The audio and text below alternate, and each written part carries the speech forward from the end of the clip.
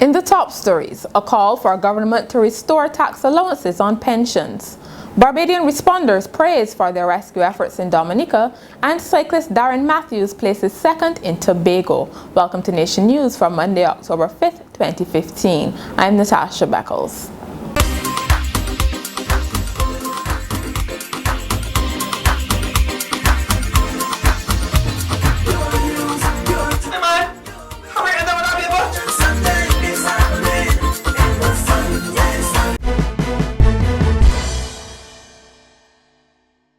Local pension providers are hoping that government will reconsider its decision to remove tax allowances on pensions. Sagicor Life's Chief Operating Officer, Edward Clark, says industry players met with the Ministry of Finance and the Barbados Revenue Authority and asked for them to revisit the move. In this year's budget presentation, Minister of Finance Chris Sinkler announced the removal of personal tax allowances for registered retirement savings plans and group pensions. However, Mr. Clark said a pension plan is one of the best long-term investment options in Barbados, and the removal of tax benefits could have a significant impact on retirement planning.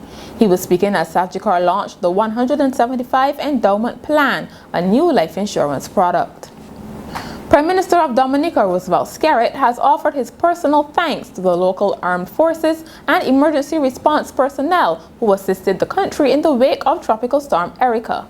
Speaking during a brief stop at the Barbados Coast Guard headquarters on Monday morning, he said Barbadians played an integral role in rescue, evacuation, and security efforts.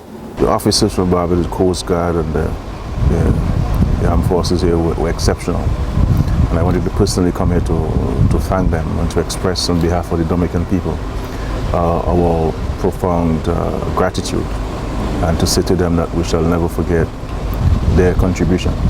And also to express our thanks to the Prime Minister, because without his authority they couldn't have left Barbados and the government of Barbados. And of course the entire Barbadian community. I mean, you have been exceptional in your response and support to us.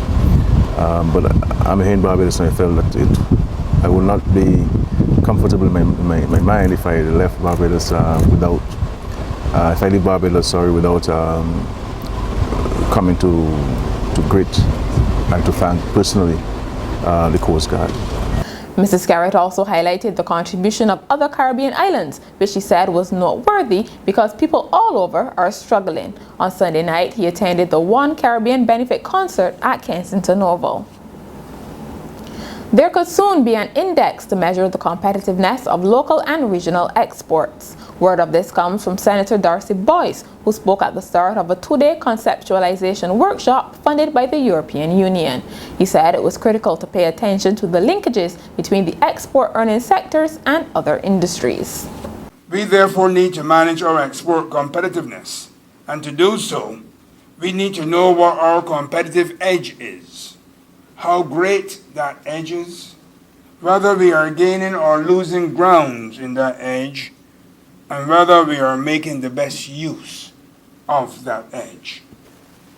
We need an objective, auditable measure of our competitiveness and our export areas. And that is what this workshop will begin to develop. It appears minibus and ZR operators are not too keen on the pilot project, which will see them being integrated with transport board buses on 3 routes. The start of the project has been pushed back by a month to December 1st after a public tender was issued for the 3rd time last Friday. Transport Minister Michael Ashley announced a new date on Sunday during a public information meeting, at which he urged the operators to come on board. We re-advertise in tender, I believe, in today's paper or Friday's paper, to further give the operators a further opportunity to come forward and join this program. I didn't want to say to owners that this is an opportunity.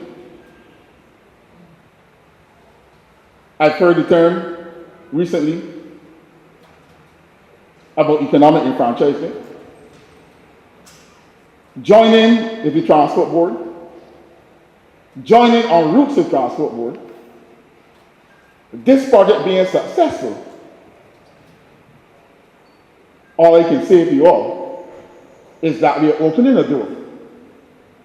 And you have to make this project along with us successful.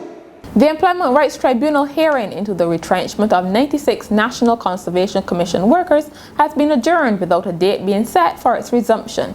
On Friday, former General Secretary of the National Union of Public Workers, Dennis Clark, testified that the union was not consulted before the workers were given their walk-in papers.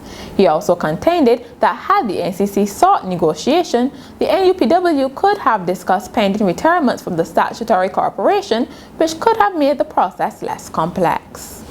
Curious onlookers gathered at Lancaster St. James on Friday to witness what appeared to be a dramatic rescue by the Barbados Fire Service. Officers used a new combined ladder platform to pull a man from a gully after a vehicular accident. But it was all a drill to test the new ladder and get officers from different stations to work together. Station Officer Henderson Patrick said it also allowed the firemen to see how the ladder functions in an emergency and to test response times. Students of Parkinson Memorial Secondary School have been raising funds for storm-ravaged Dominica. On Friday, they staged a benefit concert in the school hall and students made monetary contributions.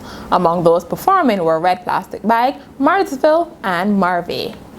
In sport, Barbadian Darren Matthews wrapped up a successful tour of Tobago over the weekend, finishing in the top 3 of 2 events. On Sunday, Matthews was second in the 120-kilometer cycling race behind Adeline Cruz of the Dominican Republic. The former champion spoke about riding with Team Cocos. I began with just trying to control, keep everyone close to the front, keep it together for the first half of the race.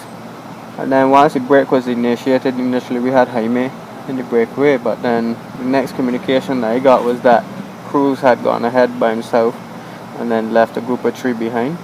So from there, I knew that we had to bring back the break and then see what would happen. But unfortunately, by the time we got back to the breakaway in Charlottesville, the advantage was already in Cruz's favor, so not much we could have done. Matthews was also third in the Tobago International Cycling Classic. He is preparing for the Caribbean Elite Road Race Championships here on October 17th and 18th. History was created at Bushy Park when Tanner Faust became only the second Red Bull Global Rallycross driver to record a double. Faust won Saturday's first leg and followed that up on Sunday with another win. It was only the second ever double, the first done by his Volkswagen Andretti teammate Scott Speed, who leads the standings.